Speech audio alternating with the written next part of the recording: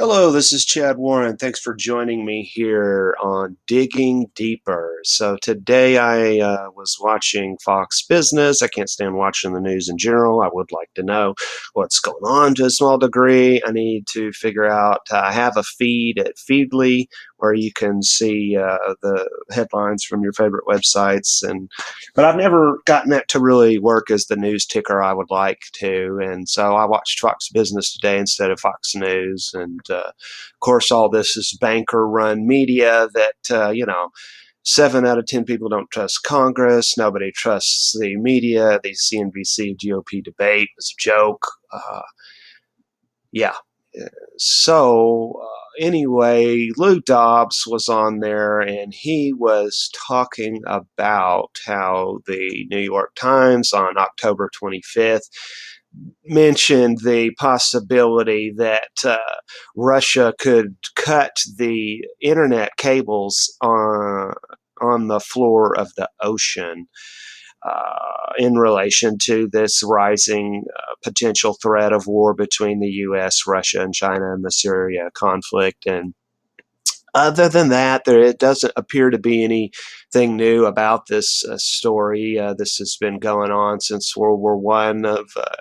Evidently, this is talking about submarines laying these cables. I would assume that ships could lay them too. I don't know. I'd like to see more about that. But that they've been cut in terms of communications and it's a wide open threat in quite a ways, pretty hard to defend, except if you picked certain areas that would be more a threat. And the proposed solution here in this NavyTimes.com article, here's the actual cable, by the way, and pretty, metal and plastic and different shielding, waterproofing. Then you got petroleum jelly in the fiber optic cable. So that's interesting as fiber optic becomes the new normal in the public arena.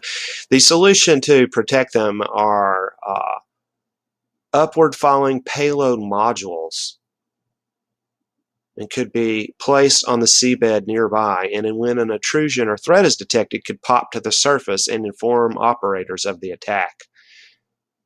That's by Alan Beam, who headed DARPA in the 90s. And here we'll take a look more specifically at that technology. UFP's propulsion system that shoots it into the surface is quite enough to hide from sonar. It all sounds interesting, but the UFP program is fraught with technological challenges. Now, upward falling payloads, be they non-lethal weapons or surveillance sensors, could be placed on the ocean floor years before their use. That means their sensitive electronics and electro-optics must be able to withstand long-term exposure to cold temperatures, corrosive salt water, underwater earthquakes, extreme pressure, and ocean muck. They have to work when activated by underwater radio link from long standoff ranges. And what if the UFP technology can work? This capability could enable U.S. and allied naval forces to cover vast areas of the world's oceans with a minimum of forward deployed ships and aircraft. That means military coverage on the cheap, and it's something the U.S. military has to do more on in the future as defense budgets shrink. Now, the UFP system will consist of 3 subsystems: the payload, which is a non-lethal weapon or sensor; the UFP riser, which launches the payload from the ocean floor to the ocean surface; and the UFP communications system that triggers the payload's riser to launch when needed. Now, DARPA will brief industry this week on details of the UFP program. Briefings are Friday, January 25th in Arlington, Virginia. And if you're bidding, you have to have abstracts into DARPA. So that is interesting. Looks to be a parabolic antenna underwater. What does any of this have to do with you and me? Would be an honest question at this point. Well, I tell you, I am sharing this information to look for a certain kind of person. The person I'm looking for understands that, more important than this specific topic or any specific topic, the tools that we have at our disposal, like this webcam, computer, internet, international broadcasting system is tremendous, and it should be respected, just like the threat to all these systems like the underwater cables that we all depend on the internet. And, it's practical and valuable to use our awareness to be responsible as individuals and all together, all around the world. And if you haven't noticed, it's totally for real that there is a huge split between the haves and the have-nots in the world, and that's always a bad thing and always leads towards a war. So it really is a situation where tremendous change is occurring, and you need to decide what side you're on. And it really is much like the American Revolution, where we realize that we are controlled by this empire that has snuck up on us, as it always does from within, because there are control freaks and people that like being a slave with their S&M games, and you can either be down with that and live like a gangster begging for whatever master gives you, or you can say it's not right. And America was rich in poor people, and the North and the South, and all these people that worked together because they were threatened by an empire, the British Empire, which is still who's doing stuff today. Okay. So I'm looking for people that are ready to fight the info war. We're not talking about violence. We're talking about peace, and we're talking about consciousness and outsmarting our enemy. And we do have an enemy, and it's this few who wish to control the many and are poisoning us with the food, air, and water and the information and what we're doing, entertained on junk everything, food, music, television, etc. So we need to create an alternative for everything. Internet security, not being spied on, not being threatened by these tyrants. And there is no prosperity in the future. The socialism is a scam. They're not going to be able to steal somebody else's money if we're all broke to give to you. So we need to go back to, at the origin of the United States, it was about rich people fought against the empire. It put themselves at risk, So I have chosen to learn how to operate a grassroots public intelligence alternative media network online, because every time we make a better choice about where we spend our attention, influence, capital, whatever, we have to be the change in the world. So there's no other game in town.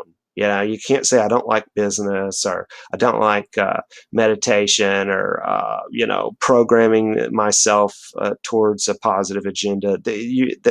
This is reality where we have to make decisions and make commitments if we really want to be the good people that protect freedom and liberty for all.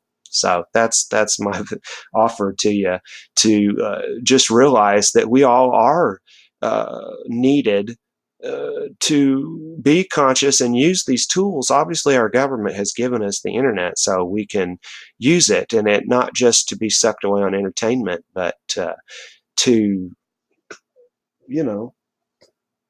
be who you are and share your value. And I am so glad that I just got back from the Empower Network Fight the Forces of Evil event in wonderful Walt Disney World Resort, Orlando, Florida, and met the leaders of this company. And, it's just what I've been telling you. You just have to realize your power where you're at to take advantage of what's going on. Get off the sidelines and step into the game. And if you want to step into the game, I recommend you check out below. There's an offer to find out more about the Kalatu premium blogging system. You can try this out. You can get going today. This is how I have blog that is superior to many of the competition because it's made by marketers for marketers. So look, this is for everybody. Whether you join with me here today in this fight for freedom or you go your own way, I highly encourage you to keep a journal. I highly encourage you to write a blog, because you're going to organize your thoughts and be able to be recognized and contribute in the community. So you just take whatever you're passionate about. It could be, cooking or self-education, photography, sports, whatever, and you make a blog about it, you're going to be attracting the other people that like that blog. Okay? And so that is the value that you become a thought leader. So if you're already on social networks, you're already sharing your passion and communicating with people. And now I'm saying be more aware, take ownership of that, get your own website, because it's not right that Facebook uses your publishing of content and doesn't compensate you. And like, that's why I use Sue, TSU. Find me over there at Chad Warren 76. You can make money just when people share your links. Why aren't you there? That's silly. It's free. And the same thing here is that people can see links and ads on my site that they appreciate finding out about what I'm interested and they're interested in. And so that's how you add value to the community and have a business online. But let's take a further look at what is going on in the transformation of this world because of technology. And I don't care if you think that a creator made us or aliens made us. We are so alien to no other animal is leaving their mark like humanity. So, there's no argument. We got to figure out what is right and do it.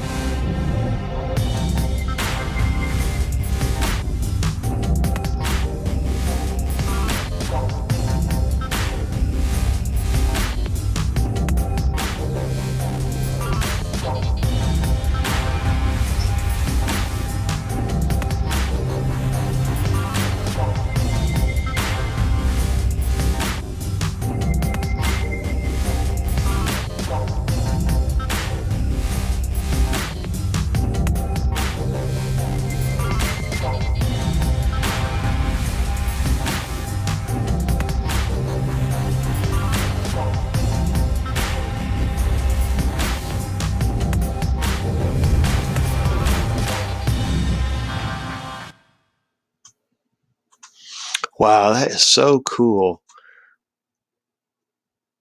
So let's give a shout out to our sources. We got Business Insider Science here on YouTube. Animated map shows the undersea cables that power the internet. Navy.com. Navy grapples with Russian threats to undersea cables. Fox Business. Lou Dobbs. DARPA envisions munitions that fall upwards through the ocean to targets on the surface here at Military and Aerospace Electronics.